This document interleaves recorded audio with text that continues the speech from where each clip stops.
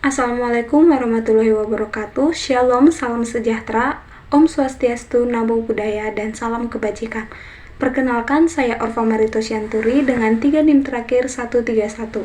Saya mahasiswa Prodi Ekonomi Pembangunan, Fakultas Ekonomi dan Bisnis, Universitas Trunojoyo, Madura. Adapun tujuan dari video ini yaitu untuk melengkapi ujian akhir semester mata kuliah Ekonomi Kelembagaan. Adapun judul yang saya angkat yaitu Analisis Tindakan Kolektif dalam Aksi Demonstrasi Tolak Kenaikan UMP 2024 di bawah 15%. Baik, yang pertama yaitu bagian pendahuluan. Upah minimum provinsi merupakan instrumen penting dalam kebijakan ketenagakerjaan yang bertujuan untuk melindungi kesejahteraan pekerja dan memastikan upah layak sesuai dengan biaya hidup. Namun, penetapan UMP sering menjadi sumber konflik antara buruh, pengusaha, dan pemerintah, terutama terkait kepentingan yang bertolak belakang. Pada tahun 2024, pemerintah mengusulkan kenaikan UMP di bawah 15%, yang dianggap tidak memadai oleh buruh dalam menghadapi peningkatan biaya hidup. Ketidakpuasan ini memicu aksi demonstrasi sebagai bentuk protes terhadap kebijakan pemerintah, dengan harapan dapat menekan perubahan kebijakan.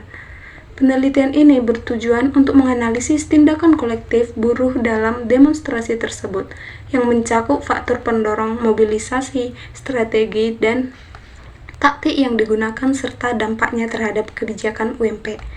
Adapun metode yang digunakan, penelitian ini menggunakan pendekatan kualitatif dengan desain studi kasus untuk memahami secara mendalam fenomena sosial yang kompleks. Data dikumpulkan melalui studi literatur dari jurnal akademik, artikel, dan media massa yang relevan. Fokus analisis diarahkan pada dinamika sosial dan politik dalam aksi demonstrasi buruh yang menolak kenaikan UMP 2024. Pendekatan ini memungkinkan eksplorasi faktor-faktor yang memengaruhi mobilisasi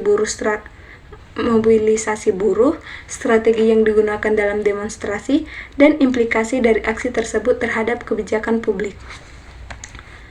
Adapun hasil dan pembahasannya, ditemukan hasil penelitian menunjukkan beberapa faktor utama yang mendorong mobilisasi buruh dalam aksi demonstrasi, termasuk ketidakpuasan terhadap kebijakan upah yang tidak mencerminkan kebutuhan hidup dan solidaritas antar buruh yang memperkuat aksi kolektif.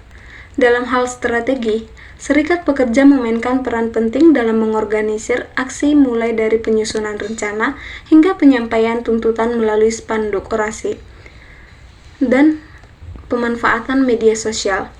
Dampak dari demonstrasi ini meliputi meningkatnya perhatian publik terhadap isu UMP, tekanan terhadap pemerintah untuk mengevaluasi kebijakan, dan penguatan gerakan buruh sebagai kekuatan kolektif jangka panjang. Tindakan kolektif yang dilakukan buruh mencerminkan rasa ketidakadilan sosial dan ekonomi yang mereka rasakan. Serikat pekerja berperan sebagai mediator yang menyuarakan aspirasi buruh kepada pemerintah, sementara media sosial berfungsi sebagai alat efektif untuk memperluas mobilisasi massa dan menarik dukungan publik. Yang terakhir, kesimpulannya. Secara keseluruhan, materi ini menegaskan bahwa demonstrasi buruh menolak kenaikan UMP 2024 mencerminkan ketidakpuasan terhadap kebijakan yang dianggap tidak memadai untuk memenuhi kebutuhan hidup. Solidaritas antar buruh dan peran serikat pekerja menjadi kunci utama keberhasilan mobilisasi aksi ini. Sementara media sosial memperkuat mobilisasi massa dan penyampaian tuntutan secara luas. Aksi ini juga berhasil menciptakan tekanan bagi pemerintah untuk mengevaluasi kebijakan UMP dan membuka ruang dialog yang lebih intensif antar pihak terkait. Oleh karena itu, pemerintah disarankan untuk mengembangkan kebijakan upah yang responsif dengan melibatkan buruh dan pengusaha secara aktif. Dialog sosial yang konstruktif antara pemerintah dan pengusaha dan buruh perlu diprioritaskan untuk menghasilkan solusi yang adil dan berkelanjutan.